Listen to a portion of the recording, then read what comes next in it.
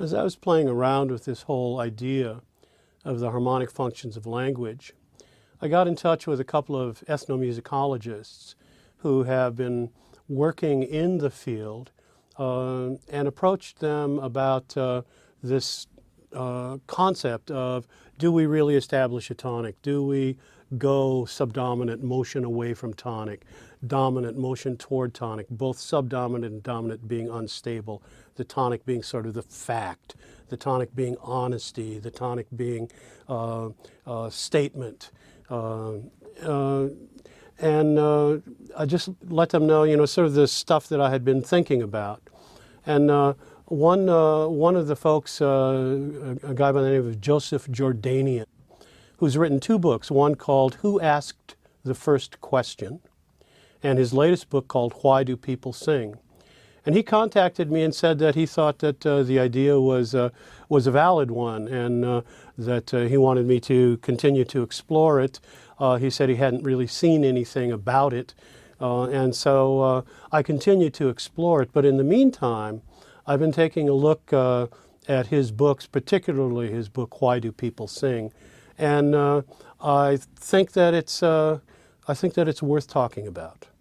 When we were in our infancy as hominids, we were living in Africa, we were living in the trees, and we were living in the trees because on the ground was a very dangerous place. On the ground there were lions. And so there we were, and the higher we could climb, the safer we would be, so being light was a good thing.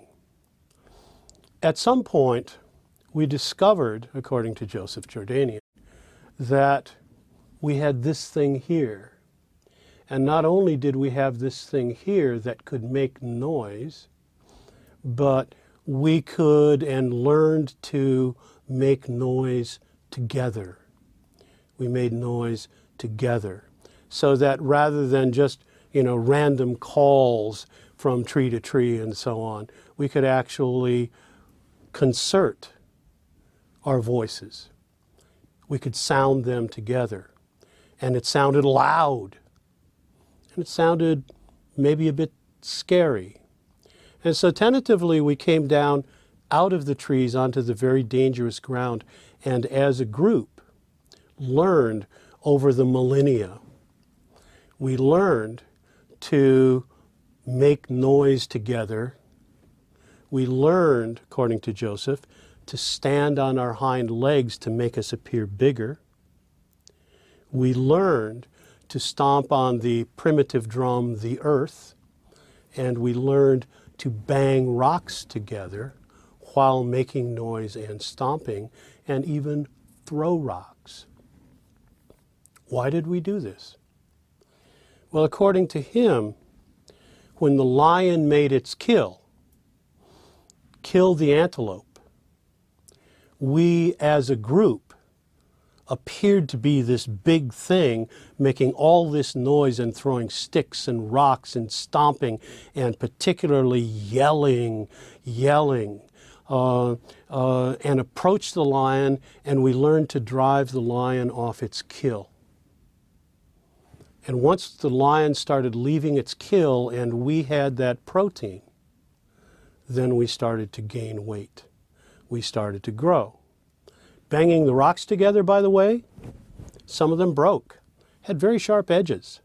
Learned to gut the antelope with that, the formation of tools.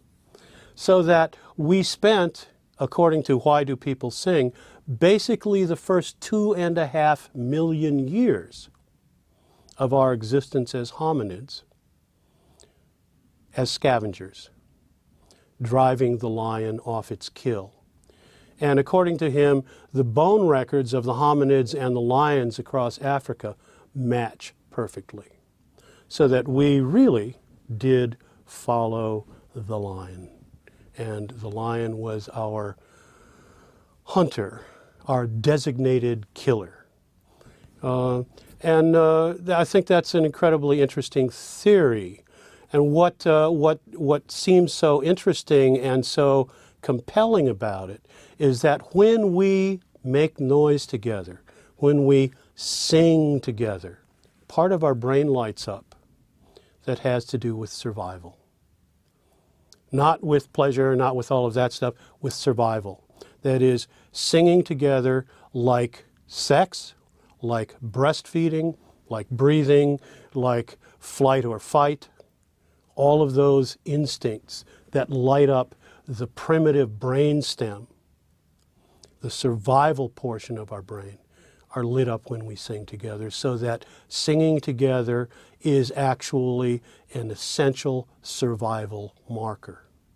It's something that is linked to survival. And according to Joseph Jordanian, nobody spoke a word. But we did learn that singing with tones, yelling with tones, when we sang together, if our tones were all stable, it didn't sound as loud as when we used dissonance. And he calls that the birth of polyphony. So that we were singing together long before the first word was spoken. Consequently, when we sing together, something happens. It's the same thing that happens when we have sex. It's the same thing that happens when we breastfeed. There is a reward system called oxytocin that creates a strong bond that gives us pleasure, that rewards us for this act of singing together. So that singing together is fundamental. It is hardwired into our DNA. When you write a song,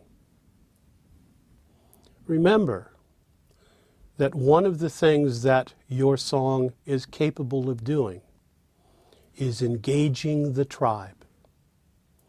Is engaging the tribe to drive the lion off its kill and feed us all. So that in terms of questions like simple, singable, memorable chorus, complex, intellectual, how smart I am chorus, invite your audience in. Let them sing with you. Let them bond with you. Let them be your tribe. So there it is. Now, we only have 6 weeks, and boy, songwriting is really a lifetime of fun, a lifetime of exploration, a lifetime of growth. So where do you go next? Well, you know, BerkeleyMusic.com has a fabulous online school. I've written 5 courses for it, Tools and Strategies, Writing Lyrics to Music, Writing from a Title, Writing Poetry. I've been teaching poetry at Berkeley for my entire time here. And finally, Creative Writing, Finding Your Voice, which is based on my newest book, Songwriting Without Boundaries. So those courses are there and available. Now, we couldn't do everything in this course, and what got the shortest amount of attention was harmony. We got nothing, really, in harmony, and what a world that is. Berkeley Music has a wonderful songwriting course in harmony by Jimmy Kachulis. His melody course, also really wonderful. Andrea Stolpe has a songwriting course here.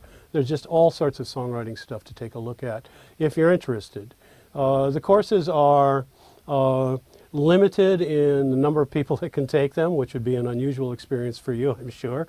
And they're all instructor-driven, so that you get feedback from the instructor on either a daily basis or at least a weekly basis for the 12-week courses that you do.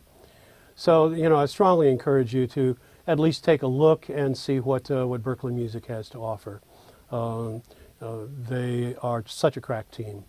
I have 4 books out. You've seen them referred to in suggested readings as we go. Of course, I encourage you to take a look at those if you haven't already. But for the most part, I would simply like to say thank you. Thank you so much for staying the course. Thank you so much for being interested enough in your growth to understand that information, rather than stifling your creativity, actually enhances your creativity. That knowing stuff is something that helps you to locate where you need to go, where you might want to look in this vast woods of options, to find due north, to find the place to go where that idea is most likely to live.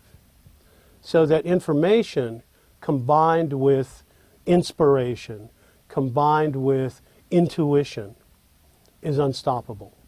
And I hope that if nothing else, that has become clear, that these exercises that you have been doing have been stimulating, have pulled back the bow, have held you back to some degree, but now when you release the string, that you're straight and true to your target, or as straight and true as anybody can be in the arts. So thank you so much for coming. Thank you so much for your attention, and write fearlessly, write prosody. Make sure that Aristotle is alive and well in your hearts, that everything you do strives toward that wonderful goal of unity.